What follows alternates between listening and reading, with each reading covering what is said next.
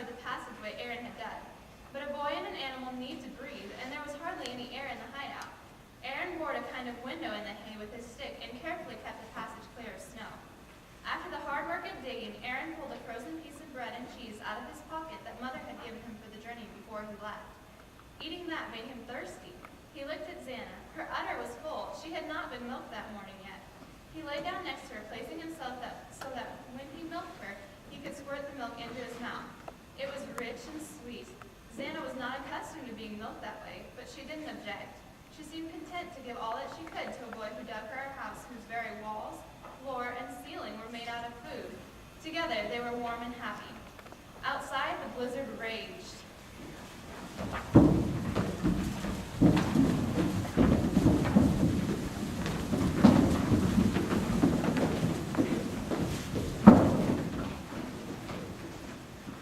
It was completely dark.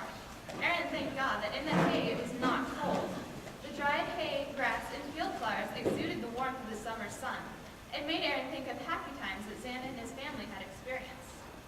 Remember, Zaana, the time the pig got out and chased Mary and Miriam around the yard? You heard them screaming and came to their rescue. I never thought a goat could take on a big old pig, but you sure did. You butted and sent it over, giving him time to get back to the house and Mama. You were a good girl, Zaana. Then there was the time coffee came over by surprise. Mama didn't have anything for dessert. I ran out and milked you. Mama looked up the best milk pie I ever had. You've always given us such good milk, Zaana.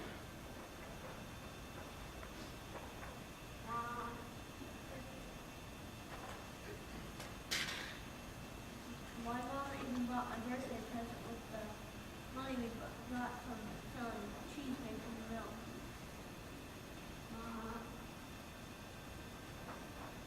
Then there was the time Mama was working in the garden and baby Rebecca called into the awesome squirrel and you pulled her out by the bottom of her pants. Boy, did she pack all that. Mama wants to have some of the homemade ice cream made from the milk that night after supper. I'll never forget the night our barn burned down. You were the only animal smart enough to open the gate and lead the others to safety out by the window while Papa found you later. You're my special friend, Zaana. If we survive this blizzard, I'll never let Papa sell you to the butcher. The blizzard raged for 3 days and nights.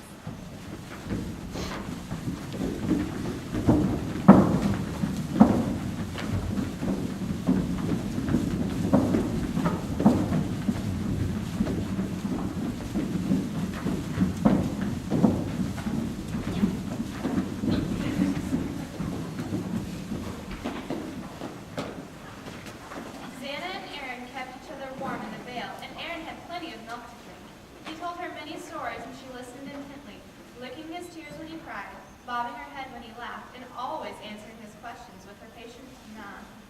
On the morning of the 4th day, Aaron heard the ringing of sleigh bells. He dug his way out of the haystack.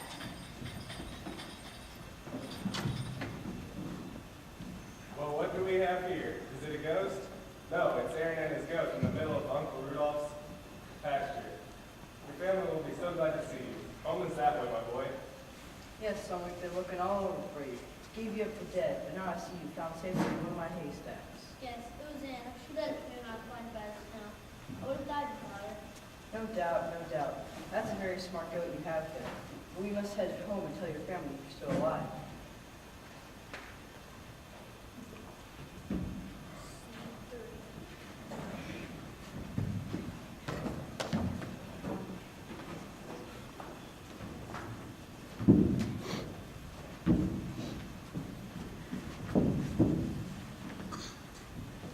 By the time Aaron and Zaana reached home, they never went to the village butcher. Word had spread of their experience. Family and neighbors welcomed them with open arms. Home at last. I'll never try to sell that goat again. I'm so glad you're both alive and well. Oh, Aaron, Zaana saved your life again, didn't she? A goat is a precious animal for a family to have. And look, she still has enough milk for us to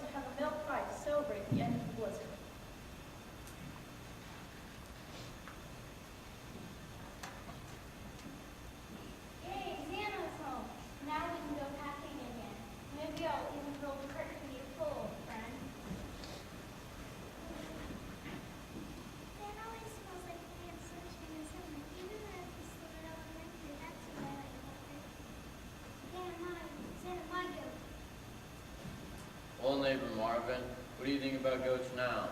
I'm thinking I need to trade you all the grain, potatoes, and oil you need right now in exchange for one of Zaana's goat kids from the spring.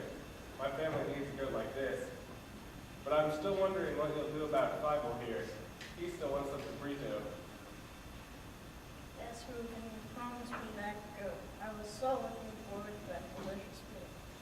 No amount of money can buy Zaana today, but I will sell you her weathered kid from spring. He's just right for the butcher's case. After all, I'm sure Zaana will bless us with more goat kids in a few short months. Perhaps you would like one of them too. Oh, I would. And Reuben, I hear goats eat that cerezo diesel that's been taken hold of my pasture. I can use a few of those goats too. Sure. You can have what's left after Marvin and Fievel get their pick. You're my special friend, Zaana.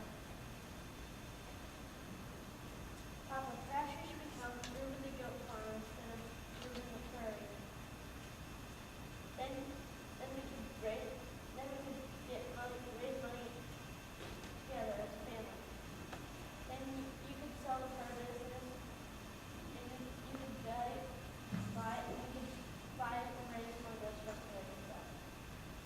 Very good idea, son. Well, Zaana, it looks like you're here to stay, and your reputation has improved too. You have even given us a little extra income to boot. We're so glad you brought Aaron home alive and that you're a part of our family. Mom,